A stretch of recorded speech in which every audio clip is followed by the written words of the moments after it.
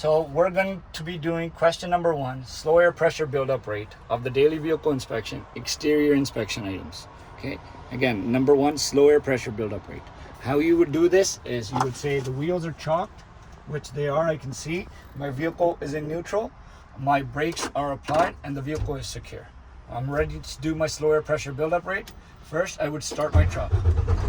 My truck is started, and as soon as my truck is started, I would look at my gauges and say they are between normal operating ranges, which is 80 to 145. Great, and then my RPMs are at between 6 to 900. A truck idles at 600, so you won't need to do anything with the accelerator. Next, you would pump the brakes to lower the pressure to below 80. I like to lower it to 60. It gives me enough time to get my stopwatch ready. So the pressure is below 80 and my RPM is at 60. I will start my stopwatch, which is set at 0 right now. I will start it at 85. So we will wait here till the pressure reaches 85 psi. And we're watching this right here.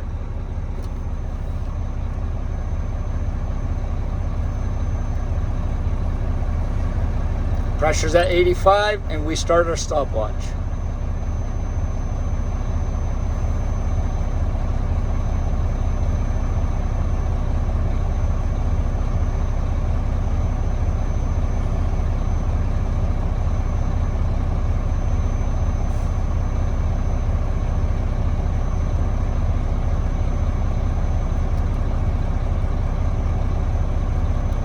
Pressure's at 100, I stop my stopwatch. It took us 27 seconds to build from 85 to 100 psi, which is under the limit of 2 minutes or 120 seconds. This vehicle has no defects. We would next read the, using the schedule 1, we would read the defects which apply here. The defects that apply here are under the air brake system, 1.2, slow air pressure buildup rate. It is a minor defect. We would write this in our logbook. We would call the operator and the vehicle is okay to drive. Okay, next, moving on. We're going to do question number 2. Audible air leaks and air loss rate exceeds prescribed limit. What is a prescribed limit? Since we have a tractor trailer, the prescribed limit is 4 psi over 1 minute time frame. Again, we would need our stopwatch set to 0. Our wheels are chalked, our vehicle is in neutral, brakes are applied, and the truck is secure. I would start by saying my pressure, starting my vehicle. My pressure is between cut-in and cut-out range, 80 to 145. And next, I would release the parking brakes. Tractor.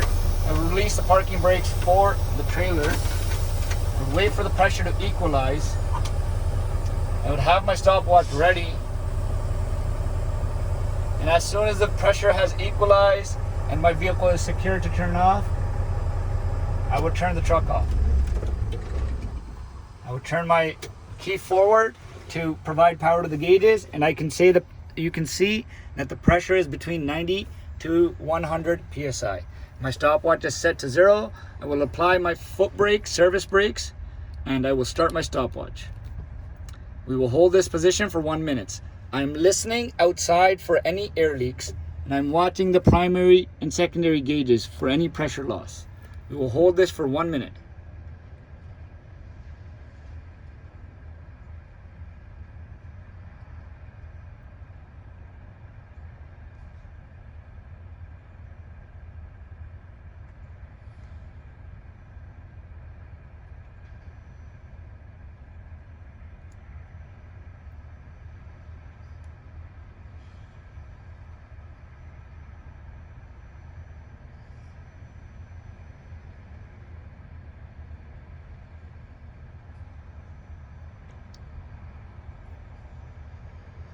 Right, 50 seconds, we're almost at 1 minute. There's still no audible air leaks outside, and the pressure has been stabilized. It's not moving at all. 58, 59, 1 minute. So we've stopped at 1 minute. You can see if you zoom into our primary and secondary gauges, the gauges are not moving at all. Next, I will release the service brakes and apply the parking brake. There were no audible air leaks outside, and our vehicle did not lose more than 4 psi over 1 minute. There's no defect in this vehicle. You reset the stopwatch, put it back. I would read the major and minors for the question number 2, which is the audible air leak and the air loss reads exceeds prescribed limit. As you can see, the questions relate heavily to the defects. Again, we're in the air brake system, 1.1, audible air leak. It is a minor defect. I would write this in my logbook. I would call my operator, and the vehicle is still okay to drive. Whereas 1.4M, air loss rate exceeds prescribed limit, is a major defect. I would write this in my logbook. I would call my operator, and the vehicle is not okay to drive. You must lock out the vehicle. All right, guys, question number 3, which is pushrod stroke of any brake exceeds the adjustment limit. So we'll be checking that right now, how to do that. So the first thing we say is wheels are chalked, our vehicle is in neutral, our brakes are applied. All those 3 things are true, our vehicle is secure. I would start my vehicle, truck is started, and first I check the pressure. Pressure on the brake chamber is square.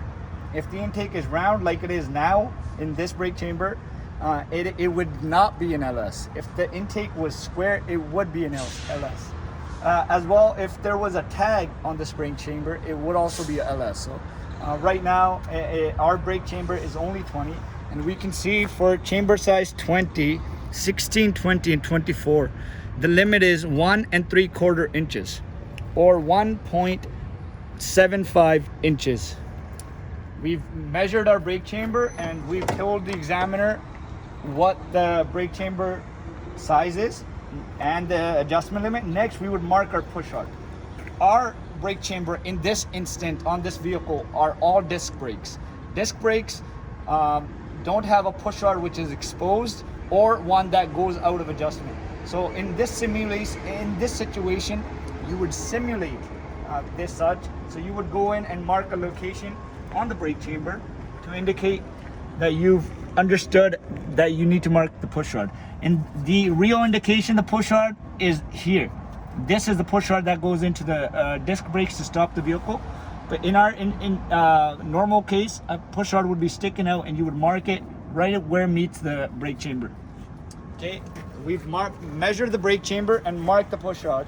Next, we would go inside and apply the brakes. We have a tool which keeps the brakes applied. In this situation, you don't have anybody helping you, so we would put our equipment away right here, the brake chamber tool, and we would go inside. We have this clamp we use to hold the brake chamber in place. Brake pedal, the pressure is between 90 to 100, and we applied the brake. Keep the brakes in a... हाँ जी Okay.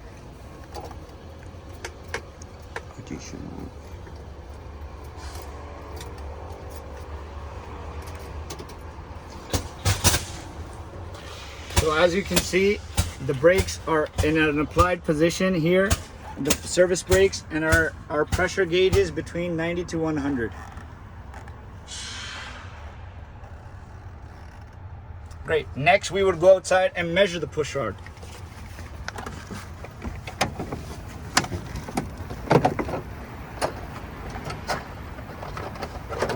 So we would have a ruler here, as such, and we would mark our limit, which was 1 3/4 inches. So we would go 0 to 1 inch, 1 to 2 inches, and come back a quarter.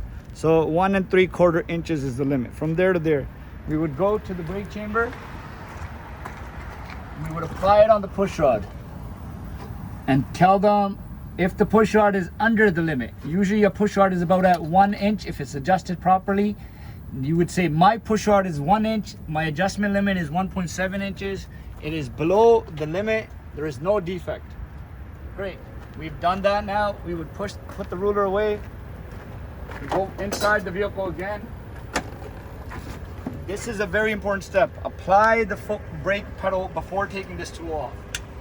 Take it off safely, put it back, release the service brake, and apply the parking brakes. Great, we've done all that stuff. Next, we read the defects. we would use the Schedule 1 again. We would go to the air brake section and find the push rod defect, which is 1.3 M.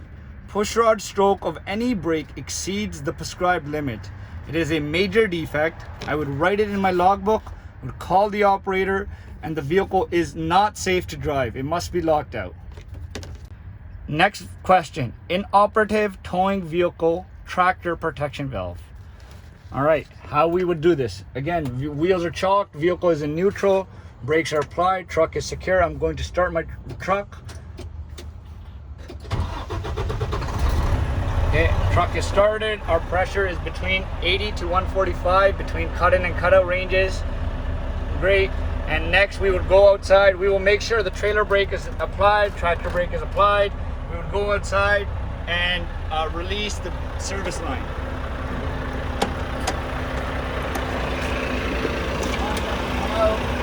Come right here, release the service line. The service line is released. We would put it somewhere where we can hear it. Next we go inside the vehicle again. Turn off the vehicle. Key forward to watch the pressure gauge. And we would apply the service brakes. Okay, the brakes are in applied position. You would hold this for 10, 15, 20 seconds, and you would hear if there's any leak in the protection valve. As you can hear, there are no leaks in the protection valve. So you would say that to the examiner, there are no leaks in my protection valve. Pressure is maintaining, great. Okay, I would release my service brake, and I would go outside again to reattach the service line. Go back here and properly attach the service line by making the rubbers connect and bringing it down slowly. It's a firm, clean connection. Go back inside the vehicle again, and using my Schedule 1, I would read the defects. This is 1.5 inoperative towing vehicle tractor protection system. It is a major defect. You would write this in your logbook. You would call the operator, and the vehicle is unsafe to drive. Question number 5 is lower warning system fails or system is activated. So we would do that next. The vehicle is started. Pressure is between cut-in and cut-out ranges. Specifically, you have to say the pressure is above 90, and as you can see, it's above 100. So we can say the pressure is above 90. Next, you would pump the air brakes, pump the service brakes to lower the pressure.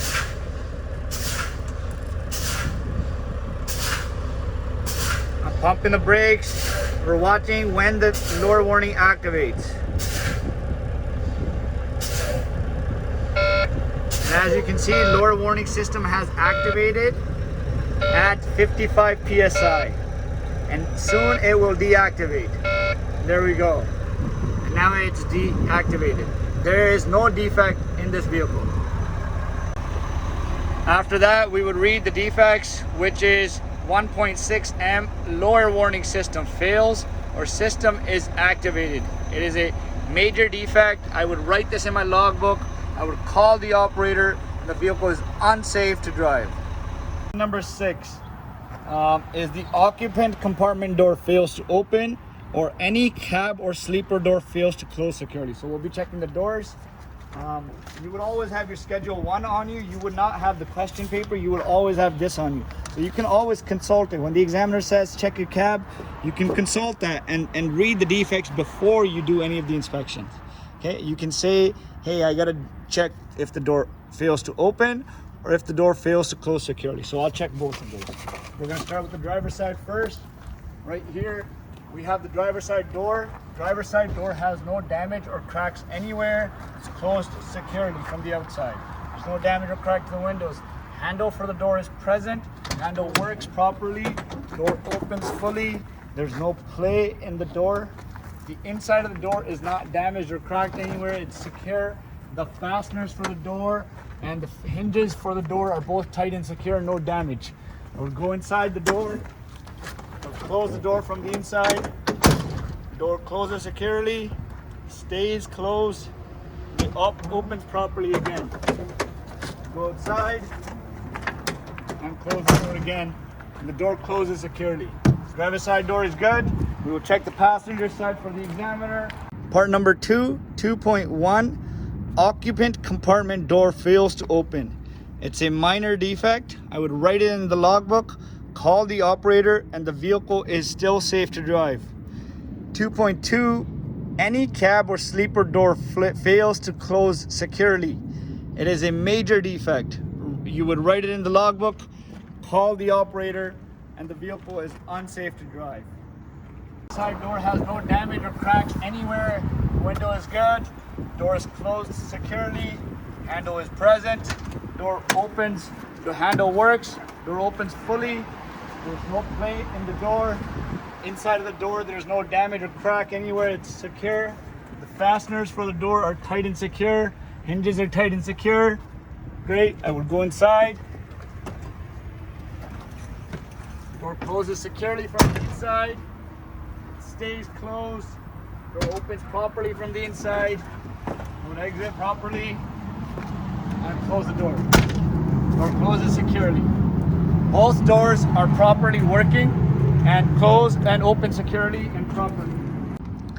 Next is question number 7. Coupler and mounting have loose or missing fastener.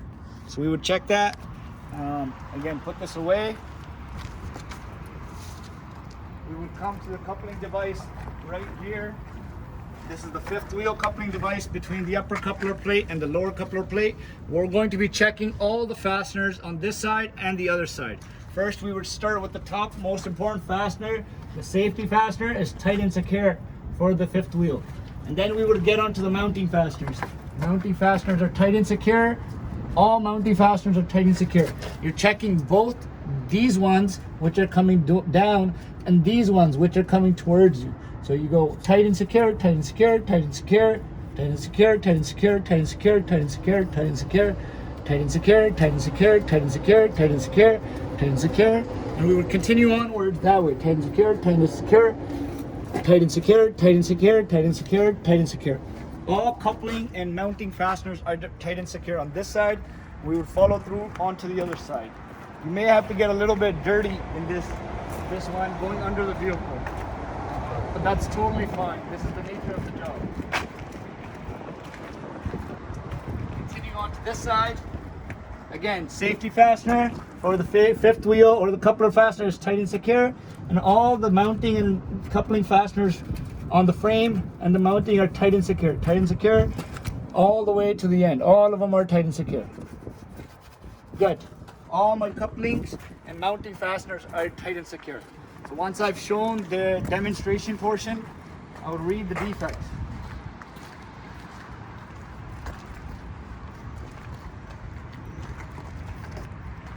I use the Schedule 1 to read the defects. You would have to find the proper defect, only the one that applies, which is 4.1, coupler or mounting has loose or missing fastener. It is a minor defect. I would write this in my logbook.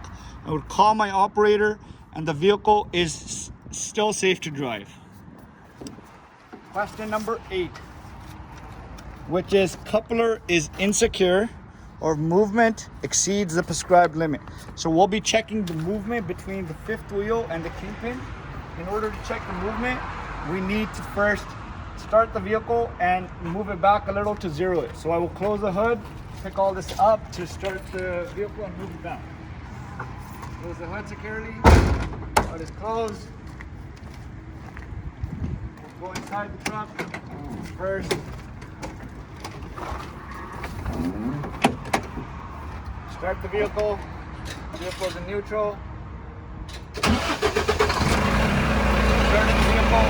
Next, I would only move the tractor back. So I would press the brakes to release the tractor brakes, put the vehicle in reverse, slowly let off the brakes, and then press the accelerator.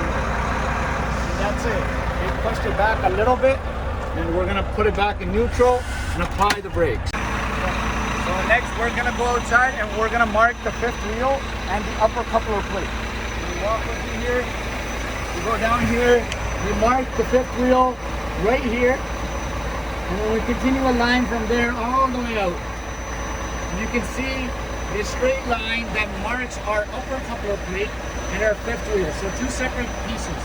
And we're going to move the tractor only forward. We will cut the truck back. Time the vehicle again. Put the truck in drive this time. Turn the brakes off. Let off the brakes and slowly go forward. That's it. Apply the brakes. Put in neutral.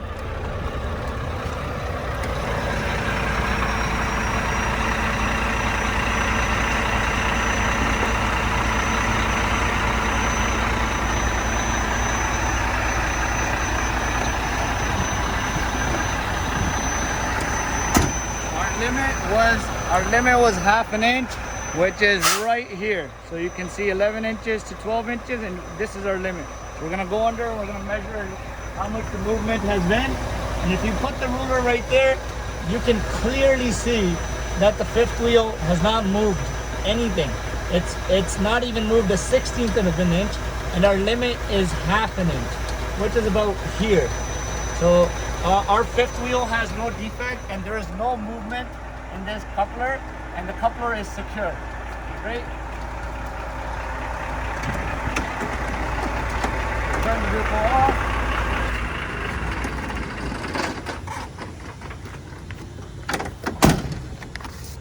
And next I would read the defects. The defect that applies here is a major defect. It would be coupler is insecure or movement exceeds prescribed limit. It is a major defect. We would write it in our logbook, call the operators, and the vehicle is unsafe to drive. Great. No. Question number 9. Coupling or locking mechanism is damaged or fails to lock. How would we check this? Great. So we would put our schedule one away, close the door. We would come right here and we would start by sitting down and seeing if there's any space between the upper coupler plate and the fifth wheel. And as you can see, there is no space between the upper coupler plate and the fifth wheel. Next, we would check both couplers for damages. Upper coupler plate is not damaged or cracked anywhere. There's no bends in the upper coupler plate. There seems to be enough grease on the upper coupler plate. We check the fifth wheel. Fifth wheel is not damaged anywhere. It's not cracked anywhere. The fasteners are secure. None of the fasteners are missing or seem to be damaged. It is mounted securely. Next, we would check the lever. This portion. Lever has enough free play. There's no damage to the lever. It's not bent or broken anywhere. Great. We've checked this side. We check the other side, and then we will go underneath the trailer. If you want to go underneath the trailer, you should have safety glasses on you to put them on.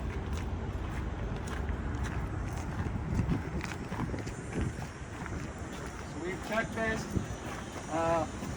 We check again underneath. There's no damage or crack to the fifth wheel.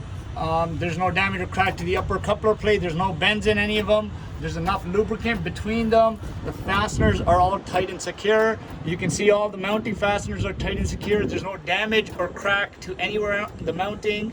All right, there's no lever on this side, so we would go underneath. So put on the safety glasses. We will go underneath.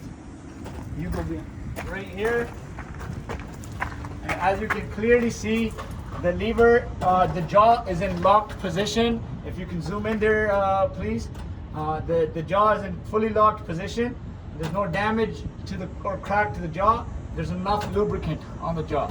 So there's no damage or crack for locking mechanism. To read the defect, which would be 4.3, coupling or locking mechanism is damaged or fails to lock. It is a major defect. I would write it in my logbook, call the operator. The vehicle is unsafe to drive. Question number 11, exhaust leak. Except described below, which is exhaust leak that causes exhaust gas to enter the occupant compartment. So any exhaust leak basically outside is a minor defect. Any gas that's going inside the vehicle is a major defect. So we'll check all this. In order to check our exhaust, we need to open the hood and start the vehicle. Okay, we're gonna start the vehicle right here. Vehicle started, and hood is open. We would also put up the windows and turn on the AC right now to check if exhaust exhaust gas entering the occupant compartment. You can see the fans turned on. The settings are properly. We put up both the windows.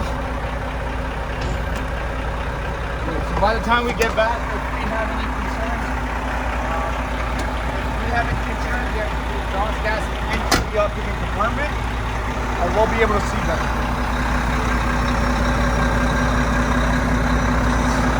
Right here at the turbo. The turbo is not damaged or cracked anywhere. The clamps for the turbo are tight and secure. Leading to the exhaust pipe, there's no damage or crack to the exhaust pipe. The clamps on the exhaust pipe are tight and secure. The sensor is tight and secure. And the heat shield is tight and secure as well. Next we would lead down to the wheel or the side of the truck.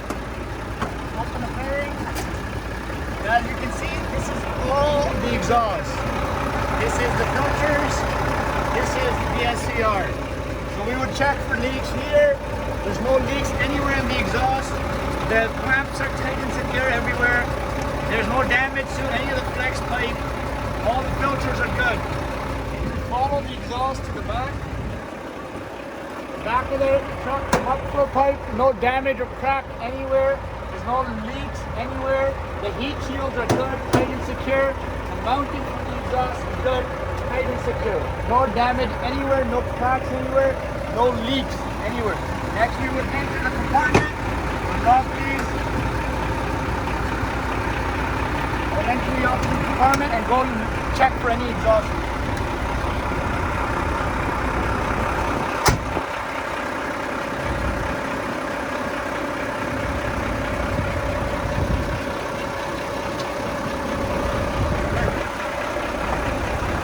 Outside, there are no exhaust leaks in my vehicle. None outside, none inside.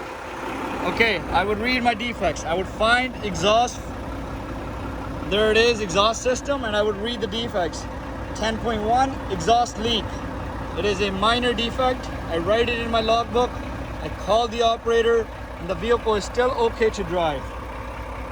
Next one is 10.2, leak that causes exhaust gas to enter the occupant compartment. Is a major defect. Write it in the logbook, call your operator, and the vehicle is unsafe to drive. Okay, question number 12, damaged frame or cargo body or visibly shifted, cracked, collapsing, or sagging frame members. All right, we're gonna go start. We need to have the hood open because the frame, a lot of the frame does fall under the hood. We're gonna start with the first frame member. The first frame member, not damaged, not cracked, not sagging, not collapsing. Remember, the words you want to use in this are the words you find in the Schedule 1. There's no damage, there's no shifting, no crack, no collapsing or sagging. None of those are true here. This is the main frame. We check this. The frame is not damaged or cracked anywhere, and there's no sagging in the frame, no shifting, and it's not bent. Everything is looking good, no cracks anywhere. Again, we follow it through. We take the fairing off to look underneath, and we can still see that the frame is no damage or crack underneath the cabin. Great. We close the fairing.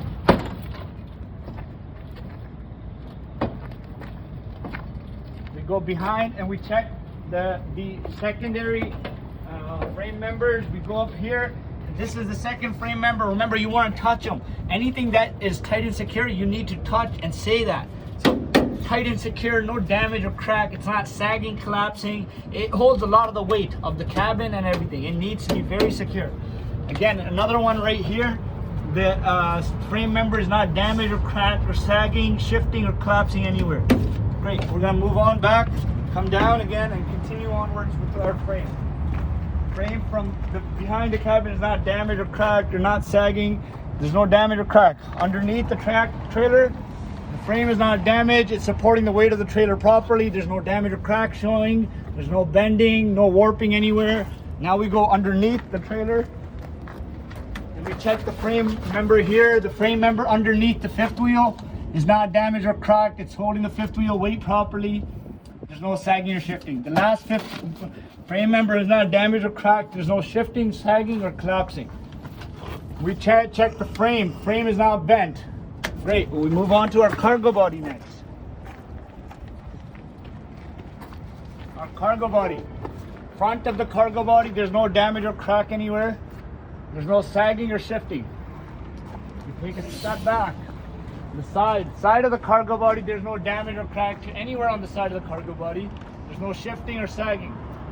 Landing gear. Landing gear is not damaged or cracked. There's no sagging or shifting anywhere. Landing gear handle is present and stowed.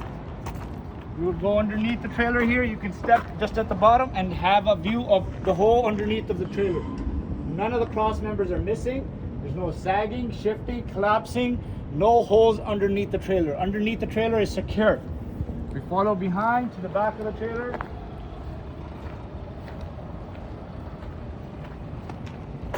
Back of the trailer, there's no damage or crack anywhere. Both the doors are properly locked, secure. All hinges are tight and secure. No damage on any of the hinges. Doors are closed properly. Bumper for the trailer is tight and secure. The reflector tape is present. No damage or crack to the bumper. The other side of the trailer. Other side of the trailer, there's no damage or cracks anywhere. No sagging, no shifting, no holes. Frame and cargo body are good. I would read the defects next. We find frame and read 11.1. Damaged frame or cargo body is a minor defect. I write it in my logbook. I call my operator, and the vehicle is still safe to drive. Next, 11.2. Visibly shifted, cracked, collapsing, or sagging frame member is a major defect. You would write it in your logbook, call your operator, and the vehicle is unsafe to drive. All right, next question. Question number 13. Missing fuel tank cap, insecure fuel tank, or dripping fuel leak. Okay, how we do this is we're gonna start with our fuel filter, which is located under the hood on the other side.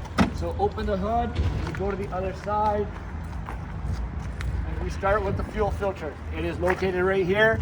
Fuel filter has no damage or cracks anywhere on it. The cap for the fuel filter is tight and secure. Fuel filter is mounted securely to the frame. The fuel lines are very sensitive. You do not want to touch the fuel lines. You just want to put your hand underneath and to see any dripping fuel leak. There's no dripping fuel leak underneath the fuel lines. Great. Now we follow it to one of the fuel tanks first. So I follow here, under the cabin, I check for leaks. There's no dripping fuel leaks under the cabin. Then I go to the fuel tank, which is located here. I look under the fuel tank. There's no dripping fuel leak underneath the fuel tank. Great. The fuel tank is tight and secure. There's no damage or crack to the fuel tank anywhere. It's mounted securely. The straps are tight and secure. The fasteners and all the pins for the straps are tight and secure. The rubber underneath the straps is tight and secure. This rubber is very important. It prevents friction and moving, building up. So next we move on to the cap. The cap for the fuel tank is tight and secure. You can take it off and check if the rubber seal is present. It is. That's going to prevent any leaks from happening. The fuel tank cap is tight and secure. You put your hand like this to say there's no fuel leaks around this tank. We will go to the other tank from the fuel filter. Again, there's no dripping fuel leak underneath the fuel filter. I look underneath the engine, there's no dripping fuel leak. I look underneath the cabin, there's no dripping fuel leak. And now I come to the tank, I look underneath the tank, there's no dripping fuel leak underneath the tank. Fuel tank is tight and secure. There's no damage or crack to the fuel tanks anywhere. It's mounted securely. The straps for the fuel tank are tight and secure, and the fasteners are tight and secure on both sides. The rubber for the straps is present. This prevents friction. Now we move on to the cap. The cap is tight and secure. There's no leaks around the cap, and we will check to make sure the rubber is present to prevent any leaks. Fuel tank leak, a cap is present. There's no leaks in the cap. Put this back. Close it securely. Fuel tank cap is tight and secure. No dripping fuel leak around the cap. There's no leaks in any of our fuel system. You would always start with the fuel filter, and you would check all the lines because the leak can develop anywhere, not just in a certain tank or position. We would use the Schedule 1 to read the defects. 12.1, missing fuel tank cap. It is a minor defect. We would write this in our logbook. We would call the operator, and the vehicle is safe to drive.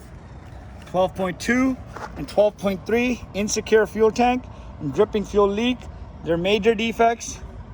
Write it in the logbook, call the operator, and the vehicle is unsafe to drive. Great. Question number 14. Required mirror or glass has broken or damaged attachments onto vehicle body. We're going to check this. Put this back. We want to check this from the outside. This is the exterior inspection. So we would check this. Driver's side window has no damage or cracks anywhere, and it's properly closed all the way up, and I can clearly see through. The rubber seal is present. The attachment for the window is present. It's tight and secure around the cab. The mirror for the driver's side, no damage or crack on the mirror, and they're properly clean and adjusted to the needs of the driver. The attachment arm is tight and secure, no damage to the attachment arm. It's fastened securely to the vehicle. Great. Next we move on to the windshield. Windshield is not damaged or cracked anywhere. The seal for the windshield is good, and I can clearly see through it. We would go to the hood mirrors. The hood mirrors are not damaged or cracked anywhere, and they're mounted securely and adjusted to the driver. We go to the other hood mirror. The hood mirror is not damaged or cracked here. There's no damage or crack, and it's adjusted to the driver. It's mounted securely. Again, the windshield is good on this side as well. And we come here, which is passenger side window. Mirror, passenger side mirror. No damage, no crack. It's mounted securely. It's clean and it's adjusted to the driver. Passenger side mirror arm, tight and secure. There's no damage or crack to the arm. It's fastened securely to the vehicle. Passenger side window, no damage or crack to the passenger side window. The rubber seal around the window is tight and secure. It's clear, the window is all the way up, and we can clearly see through. And the back window for day cabs, the back window is tight and secure. There's no damage or crack to the back window, and we can clearly see through. The rubber seal for the window is tight and secure as well to prevent any weather from entering. That would be our glass and mirrors. Next we will go on to read our defects. So follow me here.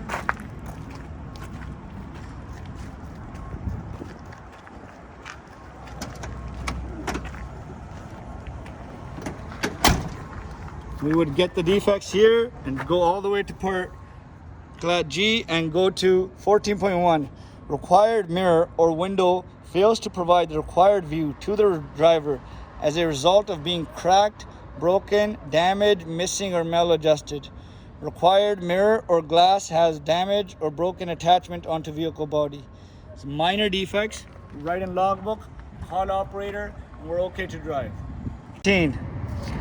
Air leak in suspension system or damage, patch, cut, bruised, cracked to braid, or deflated airbag.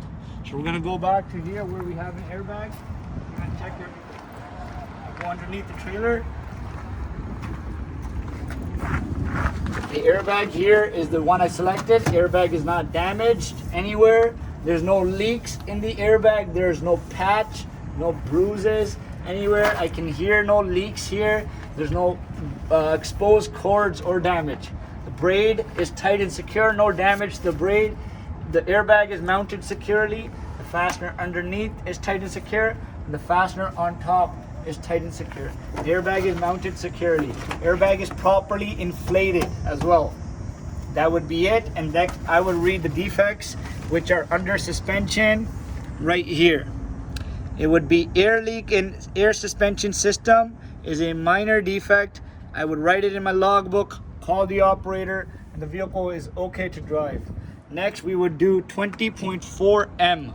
Damaged, patched, cut, bruised, cracked to braid, or deflated, or airbag is insecurely mounted. It is a major defect. Write it in the logbook, call the operator. The vehicle is unsafe to drive. Next question, we're gonna do broken spring leaf, cracked or broken main spring leaf, or more than one broken spring leaf. Part of spring leaf or suspension is missing, shifted out of place in contact with another vehicle component. So we're gonna check the front axle suspension, which includes two things, which is the leaf spring and the shock absorber. We're gonna start with the mounting first. The mounting for the leaf spring is not damaged or cracked anywhere. It's fastened securely, tight and secure. And all the fasteners are tight and secure, no damage. We check the main leaf spring, which is always the top leaf spring. Leaf spring is tight and secure. No damage or crack to the main leaf spring. No shifting. The leaf spring is not in contact with any other vehicle component. It's tight and secure. Secondary leaf spring. Secondary leaf spring is not damaged or cracked. It's tight and secure. No shifting, no sagging. It is not in contact with any vehicle component either. There's no damage to it. The U-bolt assembly is tight and secure. No damage or crack to the U-bolt assembly anywhere. Following all the way to the rear mounting, we would go in. And the rear mounting is right here. Rear mounting, no damage, no crack. It's tight and secure. No shifting, no sagging, no collapsing. Good. And now next we would wait for the shock absorber. The shock absorber is not damaged. It's tight and secure. No damage, no crack, no shifting. It's not bent. There's no leaks in the shock absorber, and it's fastened properly on both sides. This would conclude our suspension, question number 17, and we would read the defects, find suspension, read the ones that apply. 20.2, a broken spring leaf. Minor defect, write it in the logbook, call your operator, and you're still safe to drive. Next is 20.5, cracked or broken main spring leaf, or more than one broken spring leaf in any spring assembly, or part of spring leaf or suspension is missing, shifted out of place, or is in contact with another vehicle component. It is a major defect. Write it in the logbook, call the operator, unsafe to drive. Question number 18, suspension fastener is loose, missing, or broken, or loose U-bolt. So basically we would be checking all our fasteners for the suspension. Put this away again and go here. Again, you want to touch every single fastener for the suspension. We start with the mounting. The mounting fasteners for the leaf spring are tight and secure, and the other side as well. Okay, and then the leaf spring fasteners are tight and secure as well. Good. Next, moving on, we would move to the U-bolt. You would go in there, and the U-bolt is tight and secure on this side, and the U-bolt is tight and secure on the other side. U-bolt is tight and secure on both sides. We would check the rear mounting fasteners. We would put our hand in there, and the rear mounting fasteners are tight and secure. All fasteners and the rear mounting right here are tight and secure for the leaf spring as well. Great. This is why we need gloves. Okay, we're gonna check for the shock absorber. Shock absorber fastener at the bottom is tight and secure. And then we check the three fasteners at the top. Shock absorber and shock absorber mounting fasteners, which are here somewhere, or you can shake the mounting, are both tight and secure. So all suspension fasteners for this axle are tight and secure. Okay, and next we would read the defects. Part number 20.3, suspension fastener is loose, missing, or broken. It is a minor defect. I would write it in my logbook. I would call my operator. The vehicle is still safe to drive. After that, we're checking 20.7, loose U-bolt.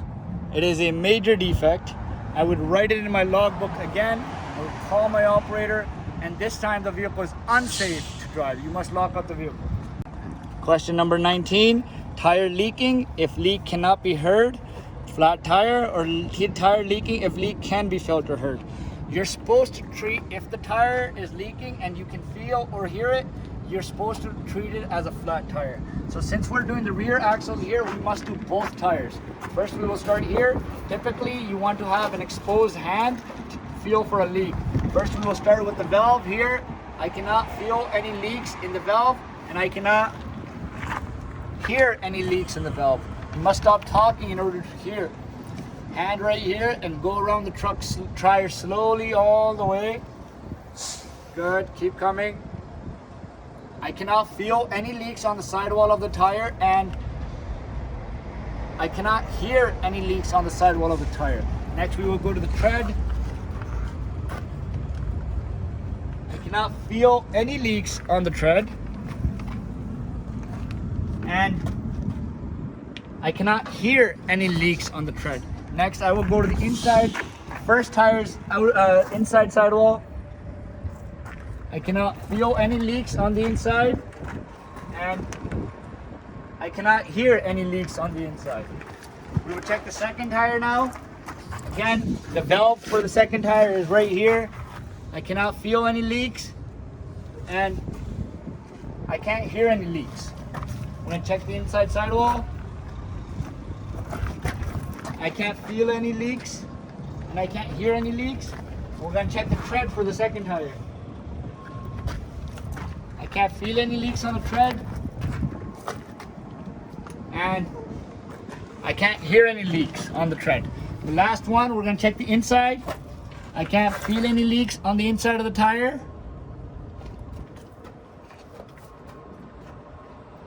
And I can't hear any leaks on the tire.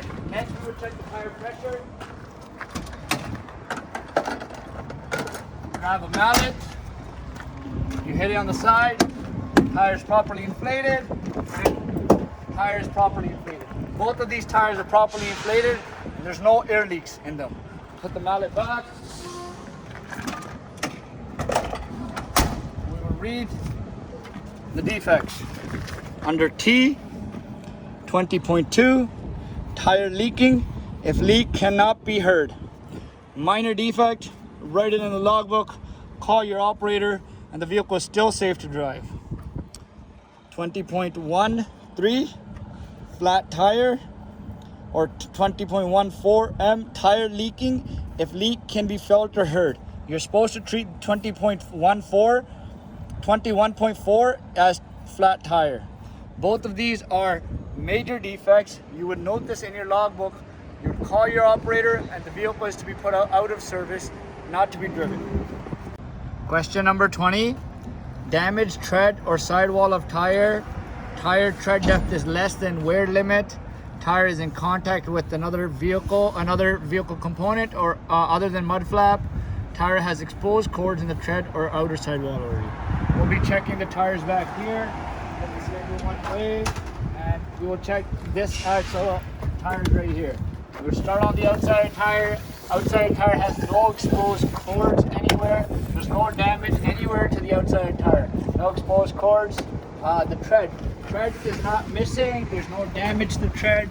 The tread is not missing anywhere. There's no exposed cords in the tread.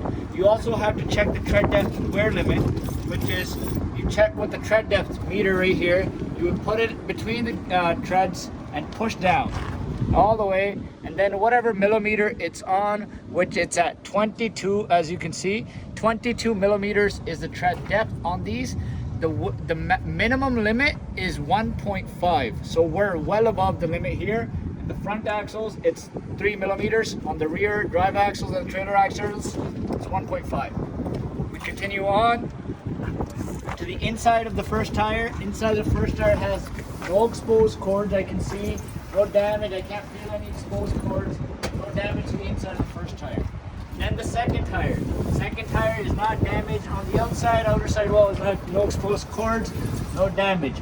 Tread is not damaged on the second tire. No pieces missing. No exposed cords on tread. Again, on the second tire, we check for the wear limit. We push the gauge between the treads, and we come to a wear limit of 19 millimeters. You can see for this tire it's 22, and this tire it's 19 millimeters, and again well above the 1.5 millimeter limit.